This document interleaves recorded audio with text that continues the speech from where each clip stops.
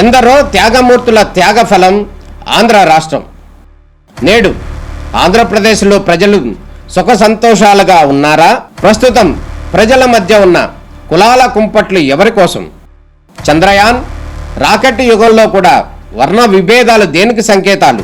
రాజకీయ పార్టీల నేతలు ఏం చెప్తున్నారు? నేటి కాలంలో ప్రపంచాన్ని శాసించే మన యువత మేధాశక్తి ఏం కోరుకుంటుంది? తెలుసుకోవాలంటే ఆంధ్ర యువగలం. ప్రజల మాటే మా నోట. నమస్కారం. ఆంధ్రప్రదేశ్ డిప్యూటీ సీఎం అదేవిధంగా జనసేన పార్టీ అధినేతగా ఉన్నటువంటి పవన్ కళ్యాణ్ త్వరలో ఒక సంచలనాత్మక నిర్ణయం తీసుకుంటున్నారు అనేది ఆసక్తిగా కనబడుతున్నటువంటి నిర్ణయం. దాంట్లో భాగంగానే ఇప్పుడు తాజాగా భారతీయ జనతా పార్టీ జాతీయ మాజీ నేత శర్మ చేసినటువంటి ట్విట్టర్ కామెంట్ ఏదైతే ఉందో ఈ కామెంట్ సంచలనం రేపుతున్న పరిస్థితి అయితే కనబడుతుంది. ఆయన ట్విట్టర్ యొక్క సారాంశం ఏంటంటే, భారతీయ జనతా పార్టీలో జనసేన పార్టీ త్వరలో విలీనం కాబోతుంది. అది సంక్రాంతి పండగ తర్వాత ఈ కార్యక్రమం జరగబోతుంది. అదీగాక పవన్ కళ్యాణ్ త్వరలోనే కేంద్ర మంత్రి కాబోతున్నారు. అదేవిధంగా ఆంధ్రప్రదేశ్ భారతీయ జనతా పార్టీ యొక్క పూర్తి స్థాయి బాధ్యతలు పవన్ కళ్యాణ్ చేతిలో పెట్టడానికి భారతీయ జనతా పార్టీ అధిష్టానం నిర్ణయానికి వచ్చేసింది అనేది అయితే క్లియర్గా చెప్పిన పరిస్థితి కనబడుతుంది. దాంట్లో భాగంగానే పవన్ కళ్యాణ్ త్వరలో కాకినాడ నుంచి రాజ్యసభకు కానీ లేకపోతేనేమో పార్లమెంటుకు కూడా వెళ్ళాలి అనేటటువంటి ఒక యోచనలో ఉన్నారు. దాంట్లో భాగంగానే ఆయన త్వరలో ఇటువంటి నిర్ణయాన్ని ప్రకటించే అవకాశం ఉంది అనేది తాజాగా అందుతున్నటువంటి సమాచారం. ఇది గతంలోనో ఎన్నికల సందర్భంలోనే పవన్ కళ్యాణ్ ఎంపీగా పోటీ చేస్తారు అంటూ కూడా రకరకాల ఊహాగానాలు వచ్చినప్పటికీ కూడా ఎమ్మెల్యేగా పోటీ చేశారు. అదేవిధంగా డిప్యూటీ సీఎంగా ప్రజెంట్ హల్చల్ చేస్తున్న పరిస్థితి కనపడుతుంది. ఒక పక్కన కనుక గమనించినట్టయితే ఆంధ్రప్రదేశ్లో 2-3 పార్టీలు ఉన్నప్పటికీ కూడా కేవలం 2 పార్టీలు మాత్రమే నువ్వా నేనా అన్నట్టుగా కూడా పరిపాలన సాగిస్తున్న పరిస్థితి కనబడుతుంది. అందులో ప్రధానంగా పీడిఎస్ బియ్యాన్ని దారి మల్లుతున్నటువంటి పీడిఎస్ బియ్యాన్ని వాటిని క్లియర్గా క్రమశిక్షణ చర్యలు తీసుకోవడం కావచ్చు, అదేవిధంగా ఆ అక్రమాలను కూడా అడ్డుకట్ట వేయటం కావచ్చు, వీటన్నింటి సందర్భాల్లో స్వయంగా పవన్ కళ్యాణ్ రంగంలోకి దిగి కాకినాడ పోర్టులో జరిగినట్టున్నటువంటి అవినీతి అక్రమాలను స్వయంగా వెలుగులో తీసుకురావడం వంటి అంశాలు ఏవైతే ఉన్నాయో ఇవన్నీ కూడా సంచలనాత్మకంగా మారిన పరిస్థితి కనబడుతుంది.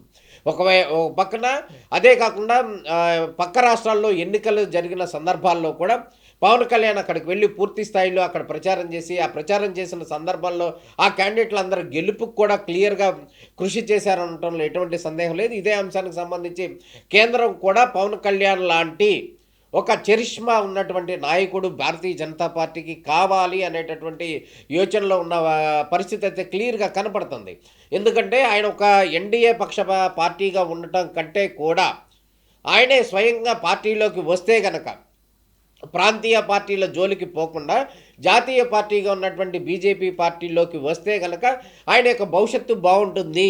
అందులో భాగంగానే ఆయన రానున్న రోజుల్లో ఒక ఇండియా కూటమికి స్టార్ క్యాంపెయినర్గా కూడా ఉండే అవకాశాలు కనపడుతున్నాయి. దాంట్లో భాగంగానే భారతీయ జనతా పార్టీ వైపు జనసేన పార్టీ మొగ్గు చూపుతుందా అంటూ కూడా అనుమానాలు వస్తున్న పరిస్థితి కనపడుతుంది. ఒకవేళ ఆయన ఆంధ్రప్రదేశ్లోనే ఉంటే కనుక ప్రస్తుతం ఆంధ్రప్రదేశ్ ముఖ్యమంత్రిగా చంద్రబాబు నాయుడు ఉన్నారు, అదేవిధంగా డిప్యూటీ సీఎంగా పవన్ కళ్యాణ్ ఉన్నారు. ఒకవేళ 2029లో ఎన్నికలు జరిగితే అప్పుడు కూడా ఎట్లా ఉంటుందనేది చూడాలి. అదేవిధంగా లోకేష్ కూడా ఇంకో ప్రయత్నాలు కూడా చేస్తున్నారు. ఒకవేళ ఆయన దానికి సంబంధించి ప్రమోషన్ గురించి సందర్భించి ఒక రకమైనటువంటి కూటమిలో కూడా కొట్లాట వచ్చే అవకాశాలు ఉన్నాయి. భవిష్యత్తులో ఎవరు సీఎం అనేటటువంటి ఒక ప్రశ్న కూడా ఉత్పన్నం అయ్యే అవకాశం కనబడుతుంది. ఈ నేపథ్యంలో ఈ రాజకీయ పరిణామాలను కనుక ఇట్లా పక్కన పెడితే కనుక ఆయన భారతీయ జనతా పార్టీలో కనుక ఉంటే ఖచ్చితంగా ఇటు కేంద్రంలో అదేవిధంగా జాతీయ రాజకీయాల్లో కీలక నేతగా ఉంటారు. అదేవిధంగా భారతీయ జనతా పార్టీలో అందరూ కూడా వృద్ధ సింహాలే అయ్యారనేది అంటంలో ఎటువంటి సందేహం లేదు. వాళ్ళందరూ కూడా సీనియర్ మోస్ట్లు అయిపోతున్నటువంటి సందర్భంలో ఆ భారతీయ జనతా పార్టీకి చరిష్మా తేవడానికి సంబంధించి అదేవిధంగా జాతీయ స్థాయిలో పవన్ కళ్యాణ్ కూడా పూర్తి స్థాయిలో కీలకమైనటువంటి బాధ్యతలు ఇస్తారు. అదేవిధంగా ఆ చరిష్మా కూడా దేశవ్యాప్తంగా కూడా ఉపయోగపడుతుంది అనేటటువంటి ఒక అంచనాల నేపథ్యంలో భారతీయ జనతా పార్టీ పవన్ కళ్యాణ్ని భారతీయ జనతా పార్టీలోకి ఆహ్వానిస్తుంది. అదేవిధంగా ఆయనకున్నటువంటి జనసేన పార్టీని అక్కడ విలీనం చేస్తే కనుక ఇక్కడ ఆంధ్ర కావచ్చు, తెలంగాణ కావచ్చు, అదేవిధంగా సదరన్ స్టేట్స్ కావచ్చు, ఇండియా మొత్తంలో కూడా భారతీయ జనతా పార్టీకి ప్లస్ అవుతుంది అనేటటువంటి అంచనాలు కూడా అటు భారతీయ జనతా పార్టీ చేస్తుంది. అదేవిధంగా జనసేన పార్టీ నాయకులు ఇప్పటివరకు ఎక్కడా కూడా స్పందించినప్పటికీ కూడా ఇంటర్నల్గా కూడా తమ పార్టీ జాతీయ పార్టీలో కనుక విలీనం అయితే కనుక తమకు ఎక్కువ పాసిబిలిటీస్ ఉంటాయి, డెవలప్మెంట్ అవడానికి ఎక్కువ అవకాశాలు ఉంటాయి అని చెప్పి వారు భావిస్తున్నారనేది అయితే సూచాయిగా అందుతున్నటువంటి సమాచారం. ఇదైతే ఎటువంటి కన్ఫర్మేషన్ లేదు. కాకపోతే భవిష్యత్తులో మాత్రం భారతీయ జనతా పార్టీలో జనసేన పార్టీ విలీనం అవ్వబోతుంది. భారతీయ జనతా పార్టీలో జనసేన విలీనం కాబోతుంది అనేటటువంటి ఒక క్లారిటీ కొంత మేరకు వస్తున్న పరిస్థితి కనబడుతుంది. దాంట్లో భాగంగానే జనసేన పార్టీకి సంబంధించినటువంటి నాగబాబును ఇప్పటికే ఇక రాష్ట్ర మంత్రిగా తీసుకోవడానికి సిద్ధమవుతున్న పరిస్థితి కనబడుతుంది.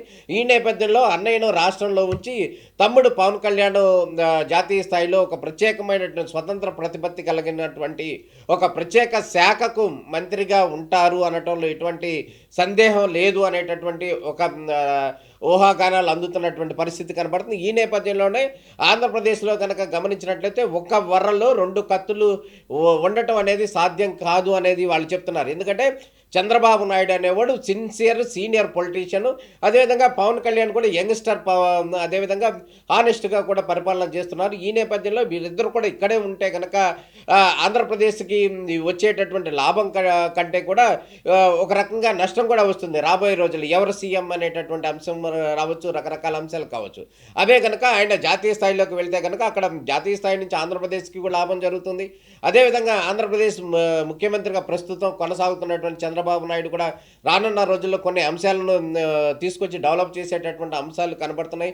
మొత్తానికి కనుక మనం గమనించినట్లయితే పవన్ కళ్యాణ్ ఆయన వ్యూహాత్మకంగా రాజకీయ భవిష్యత్తు కోసం, అదేవిధంగా అటు బీజేపీ పార్టీ యొక్క భవిష్యత్తుకి మద్దతు ఇచ్చే విధంగా కూడా ఒకవేళ అడుగులు వేస్తారు.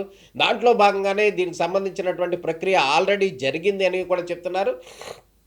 ఎవరైతే ఉన్నారో శర్మ, ఈయన తెలుగువాడే, అదేవిధంగా భారతీయ జనతా పార్టీకి సంబంధించినటువంటి సీనియర్ లీడర్గా ఉన్నారు. ఈయన నేతృత్వంలోనే గతంలో కూడా పవన్ కళ్యాణ్ మోడీని కలిసిన సందర్భాలు కూడా ఉన్నాయి. ఈ నేపథ్యంలో ఆయన చేసినటువంటి ట్వీట్ ఏదైతే ఉందో ఆ ట్వీట్ క్లియర్గా 100% కన్ఫామ్గానే న్యూస్గానే వాళ్ళు చెప్తున్నారు.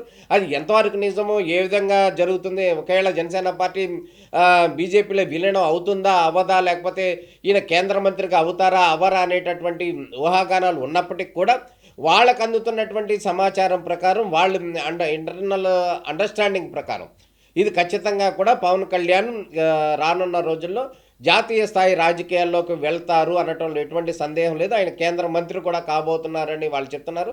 అదేవిధంగా రాష్ట్రానికి సంబంధించినటువంటి బీజేపీకి సంబంధించినటువంటి పూర్తి బాధ్యతలు పవన్ కళ్యాణ్కి ఇవ్వాలనేటటువంటి యోచన కనపడుతుంది. ఎందుకంటే గడిచిన ఒక 10 సంవత్సరాల నుంచి కూడా బీజేపీ పార్టీకి సంబంధించినటువంటి ఎటువంటి ఎదుగు బదుగు లేని పరిస్థితి అయితే ఆంధ్రప్రదేశ్లో ఉన్న పరిస్థితి కనబడుతుంది. ప్రస్తుతం మాత్రమే భారతీయ జనతా పార్టీకి ఒక హోప్ కనబడుతున్నటువంటి పరిస్థితి కనబడుతుంది. రానున్న రోజుల్లో ఆంధ్రప్రదేశ్లో కనుక ఖచ్చితంగా బీజేపీ బలపడుతుంది. అదేవిధంగా పవన్ కళ్యాణ్ కనుక తీసుకుంటే ఆంధ్ర, తెలంగాణ ఇటు 2 స్టేట్లో కూడా భారతీయ జనతా పార్టీ పూర్తి స్థాయిలో లాభం చేకూరుతుందని చెప్పి ఆ విధంగా యోచిస్తున్నారు అనేటటువంటి పరిస్థితి కనబడుతుంది.